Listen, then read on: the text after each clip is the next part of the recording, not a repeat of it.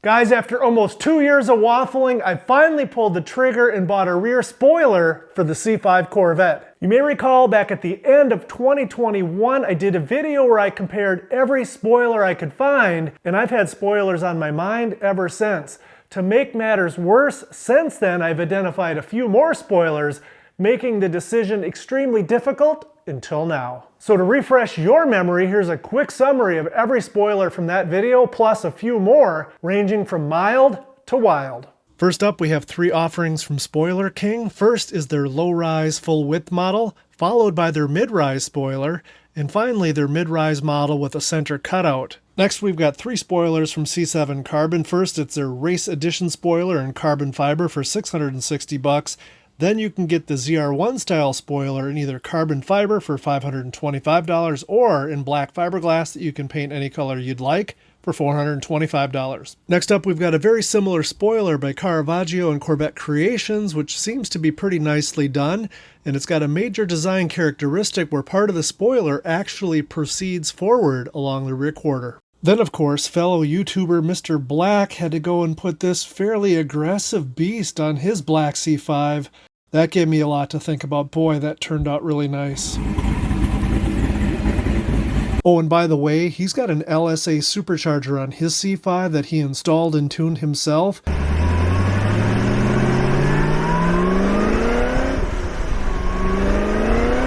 So if you're looking for another supercharger option, it's well worth your time taking a peek.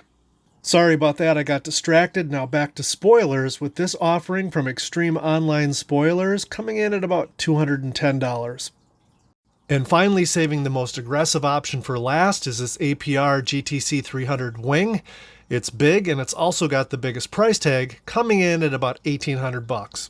So now that you know which spoilers were considered, which one did I go with? Well, at the end of the day and after a year and a half of overthinking it, it came down to 3 things. First, it had to be subtle because I'm not looking for a whole lot of attention. I just want something that the non-hardcore Corvette guy might look at the spoiler and say to himself, I wonder if that's stock or not. So that rules out that massive $1,800 wing. Next, I had to figure out which spoiler I liked best, and while that sounds easy, for me that came down to 2 choices that I struggled trying to make a decision between. And what finally pushed me off the fence and made me hit the buy now button is the fact that the spoiler that I went with is removable, because the thought of drilling holes in the back of my C5 at this point in time is just not something I could do. So at the end of the day, I went with the model 284P spoiler, otherwise known as the low-rise Spoiler King model. So for right now, I've just got it secured with electrical tape because I want to be able to look at it over several days and really let it sink in. So as luck would have it, it's actually kind of nice outside, so I'm going to pull it out as well so I can get a good look at it from all angles in the natural sunlight. And because some of you asked for it after last week's exhaust tip upgrade video, I'm going to include a few sound clips as well.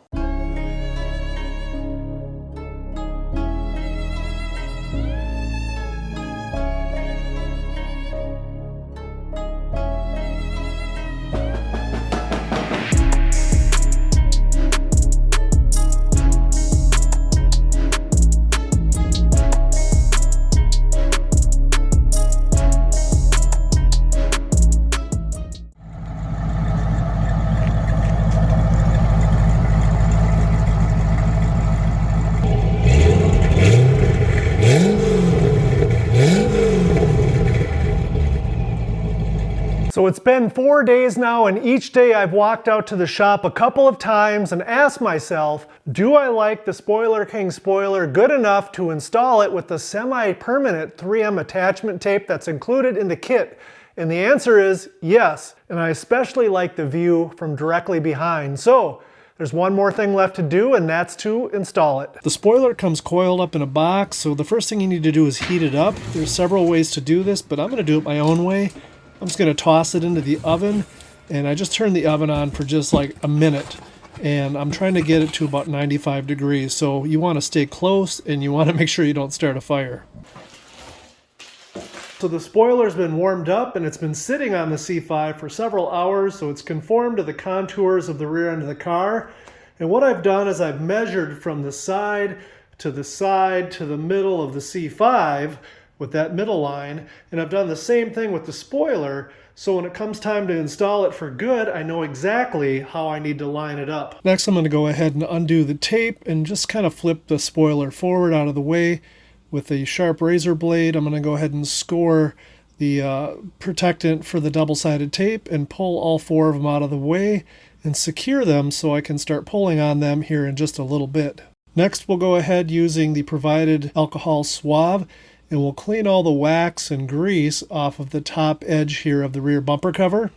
And then using the provided 3M adhesion promoter, we'll go ahead and apply it to the top edge of the bumper cover. What this really does is makes that double-sided tape stick much better than it would otherwise.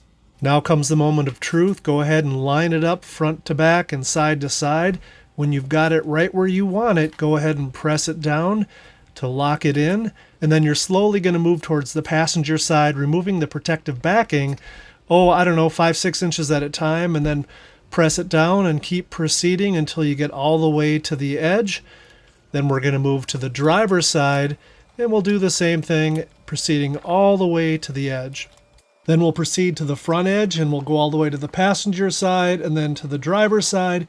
And then on each end, we're going to just put some tape for overnight to make sure that edge doesn't want to lift up. Well, let's take a look. How did I do? Here's the front edge, and I'm pretty happy with the way that looks all the way to the edge. And on the back side, this is the more important one because you've got the rounded part of the rear bumper cover. I'm satisfied with the way that turned out. Of course, I'd probably like this better if it was carbon fiber, and it is a little bit dull in its stock form, but if you put a little Armor All on it, take a look at that. It gets a lot darker, and that looks a lot nicer. So that's something you might want to consider doing, is just make sure it's Armor All like your tires. Here's another view of the Armor All part and the non-Armor All part. And by the way, if you're worried that it won't match the car because it's not gloss black, keep in mind you've got plenty of other natural rubber on the car, like the tires, the weather stripping between the glass and the body, the dew wipes on the glass, and of course the cowl is a similar color. Not to mention the air dams down below. Guys, that's about it for this one. If you made it this far, please hit that thumbs up below so YouTube knows to share it with the C5 community. And just for fun, here's a few more spoiler options.